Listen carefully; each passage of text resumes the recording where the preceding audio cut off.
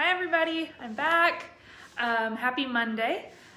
We officially start our online learning this week. Last week was that extended spring break, so we'll kind of get into things now. I know that some of you went and picked up your packets at the school or somewhere this morning or at some point today, and some of you do have access to the online resources. So I know that everybody's kind of using some different stuff, and so it's not all going to be exactly the same, but that's okay, and we will figure it out as we go. I took a couple of notes before I started this because there's a couple things that I wanted to remind you about, so bear with me. Whether you're doing the packet or if you have access to online, remember that through all of this, if you go to the Seguin website, they've been posting basically all of the updated information, and they have all of it there. So if you've heard about the Seguin Succeeds at Home website, that's that link right there, and that'll take you to the website where they've put the online resources and some of the work and recommendations on what y'all can be doing this week and next week at home. There's also information there about Seguin ISD delivering meals. There's a helpline that you can call if you're doing your work and you get stuck and you need some help. Or you can always just reach out to me, whether it's through Remind or Google Classroom or the YouTube channel or any way that you can think of to get a hold of me. Email is fine. I'm at home and I have my phone near me, so I should be able to get back with you pretty soon if you reach out to me. I know also that some of you, I think, are waiting to pick up devices on Wednesday, and then you'll be able to access that online stuff, and that will be great. So just in case anybody hasn't looked at the website online yet, I'll show you that real quickly before we do the read aloud. So once you click on it, it opens up Seguin Succeeds at Home, and then if you scroll down, I don't know how well you can see this, it has the different grade levels, and you can just click on 5th grade, and then it has some recommendations for kind of how you should be spending your school day at home. So for reading, they have a couple different ideas listed. As if you're watching TV, I think most of you have TV at home, or movies or cartoons, or even if you're watching something on YouTube, you can pick one of the main characters and then work on character traits for that character. And remember, that's like, how would you describe their personality? And you can also draw a picture that goes along with it or something like that. And then they have some other ideas on there that can be fun, and it's not just straight worksheets. You can also be doing 20 to 30 minutes of iStation a day. Remember, that is on your level, whatever reading level you're at, and it will help you to be a stronger reader. With iStation, they've also added the math component, we are being told. So you can log into iStation and try and do the math section and see what that looks like. I haven't been able to play with it to see what it looks like, but that might be something new to give it a shot. And then also with math, try for 30 minutes of math a day, and that you can do the iStation math, you can do the Imagine Math, or you can do Prodigy. And again, I'm not sure about iStation, but Imagine Math and Prodigy both are on your level, so it'll just keep challenging you based on wherever you're at. If you need extra help with multiplication, or if you're on fractions, or whatever it is that you're working on. And then also you can always practice your math facts. You can just come up with random numbers to multiply and divide just to practice, and then you can always check it with your phone or your tablet or something, the calculator, to see if you got the right answer. AR, have you guys heard that you can take AR tests at home now? So they opened that up. It used to be that you could just take them at school, but now you can take the test at home so that we can keep going with our AR goal, our new one. We're in a new one, remember? So at this point, I think we're going to keep your AR point goals. For now, we'll just say that they're the same, and we might have to adjust those, and don't worry. I know some of you had a really high one, and without access to the library, it's going to be more difficult to meet that goal, and obviously you're not going to be penalized, if you don't have access to the library. So don't worry about that. But you do have access to Myon, and I think everybody knows how to log in. With Myon, I want you to find books that you enjoy. But let's also not try to just do a ton of little half-point books. See if you can find like a longer chapter book or something and let it read to you that way. Lastly, science. We have the Education Galaxy. So Mrs. Wells went in and put everybody's information in there. So I know that we had the one in class where we did the first 3 letters of your first name and the first 3 letters of your last name and then the number 5. So if it were mine, it would be BRIKLA 5, and then it would be your lunch number. So you can try that one. Or you can do, I think, just your regular computer logins, your username, your password that you use for everything else for Education Galaxy. And then I'm not sure if that one has reading, math, and science, or if it's just science. But so you can play with that one, log in, and see what it looks like. I did log into iStation this morning, and I saw that Layton had done her minutes already for last week. So good job, Layton. Let's get some more this week, and let me see, that you're logging in and you're keeping up with your schoolwork, and that's exciting to see.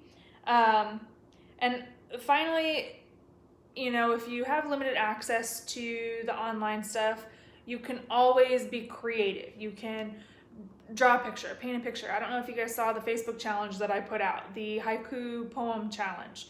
So draw a picture of some sort, or paint it, or color it, or whatever you have. And then you can write a poem that goes along with it. You can write a story that goes along with it. So I've got a couple ideas for things that we can do maybe in the next couple of days as far as being creative like that. And I think it's something that will maybe occupy us for a little bit, give us something to do so we aren't bored, and also kind of get our brains going and get it so that we're actually doing something and using our brains. So I think that's it as far as reminders go. I am working on trying to figure out, so I know how I can track your AR, so I'll be able to see if you're taking AR tests. iStation shows me how many minutes you've been doing. I don't know about Imagine Math and Prodigy, so I might have to do something where maybe we can start something where you can let me know on the Google Classroom site or something like that if you do your math practice or how much you do for the week. If you haven't logged into Google Classroom yet, I ask that you do that. So you can just go into a regular Google bar and search for Google Classroom. And then remember, when you log in, it's your first 3 letters of your first name, first 3 letters of your last name, and then whatever those 3 numbers are that go after it, just like normal. And then, but after those 3 numbers, you have to put that little @ sign, student.seguin.k12.tx.us. Okay, and then your password is just your normal password. And so right now there's not a whole lot on that Google Classroom site, but that might be somewhere where we can kind of check in and you guys can let me know what you're doing or if you have questions or anything like that, and then we can chat back and forth that way. There's something else I was thinking of and I don't remember what it was. I don't know. Anyway, so after I posted the read aloud last night, we've had almost 30 views already, which is awesome. So I think a bunch of you were able to watch that. And so that way I'm hoping kind of to touch base with you today. And then I figured we would go ahead and finish the book. And then I might need a little bit of input on what we read next. So Emiliano had reached out to me and told me some different things about the YouTube videos. So he was saying that we could do a live stream, and that way you guys would be able to comment in as I read. So I know, like when I was trying to remember what was happening in the book yesterday, a lot of times you guys help me out with that and remember a lot of stuff that I don't remember.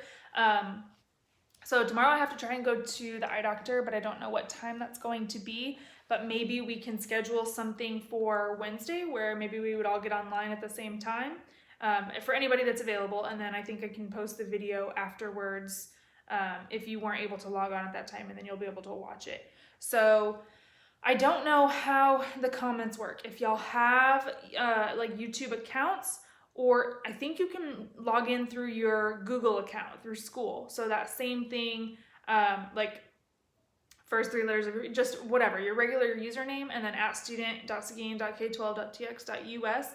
I think if you use that login, it might work, and then you would be able to leave comments. So let's try that on this video, and I'll ask you a question at the end if you have any opinions on what we read next. And so keep in mind, though, that I might be a little limited. I guess I could always read off of an ebook from the library, but I have a different idea and I want to see what you think about that. But let's finish this one first. So again, I survived the American Revolution. Remember, at the end of yesterday, they are going, I don't remember what those hills were called, something with a G. Gowanus Hills, is that what it was? Yes, Gowanus. No, Gowanus Heights. So they were going over to this hill and there was a fort, and basically they did not expect the British to be there, but the British were there and they were on this side of the hill. They start firing, they start shooting. Samuel, one of the guys that was with Nate, and I believe his name was Paul, the friend is Paul, right? Samuel was with them and he was shot and killed. And then right at the end, Nate obviously is freaking out because he's in the middle of war. And then he knows that he needs to pick up that musket, and that's where we left off. So let's find out what happens. Chapter 15. Nate took off his big knapsack and grabbed some ammunition cartridges. He stuffed them into his pockets. Then he crawled back to his tree. He held his weapon like Samuel had showed him and aimed up the hill. He could see the soldiers in their blood-red coats hiding in the trees. It looked like only about 20 men, probably soldiers sent ahead as scouts. He waited for Captain Marsh's orders.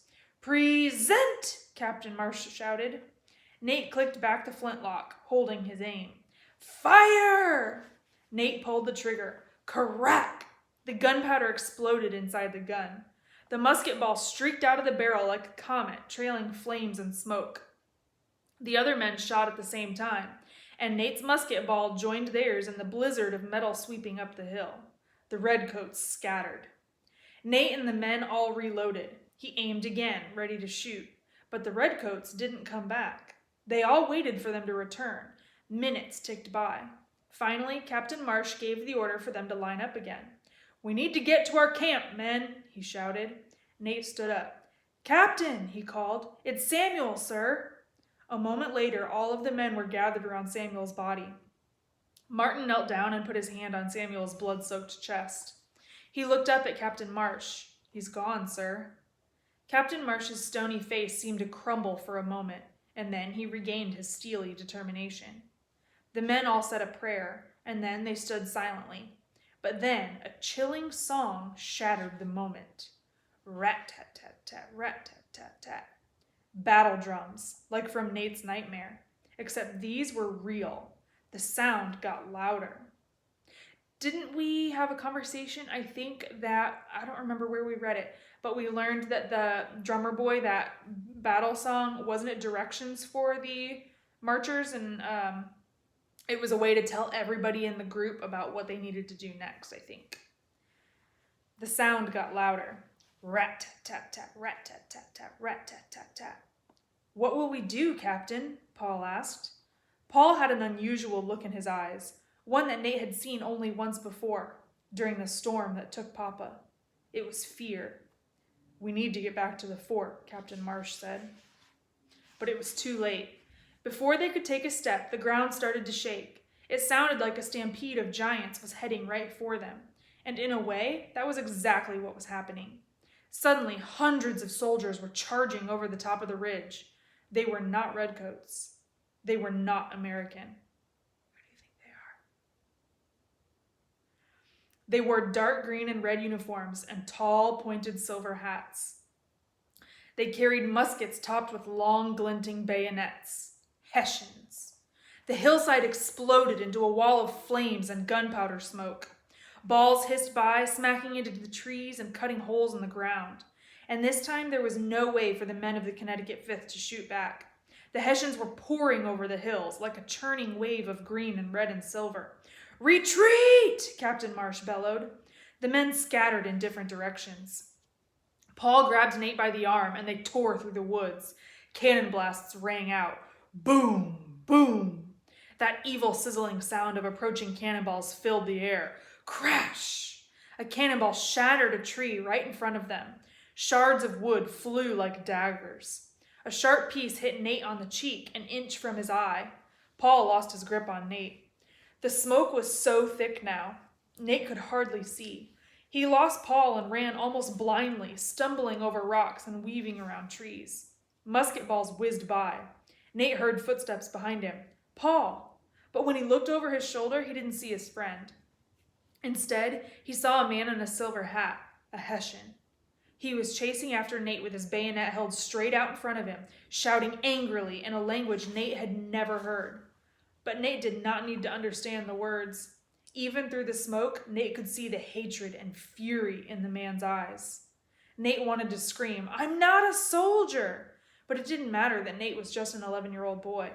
That Hessian meant to kill him. Nate's legs were giving out. He was slowing down. He braced for the vicious stab, for the agonizing pain, for the end. But then a cannonball sizzled overhead. And it wasn't a regular cannonball. It was an exploding shell. Kaboom! The world around Nate seemed to shatter apart. And then, whoosh! In the same instant, Nate was ripped up off the ground. There was searing heat, blinding light, and then darkness. There's a picture here. It kind of puts it into perspective to remember that the German Hessians were men. You remember they're trained, hired soldiers. And then Nate is just an 11-year-old boy. What do you think this searing heat, blinding light, and the darkness are?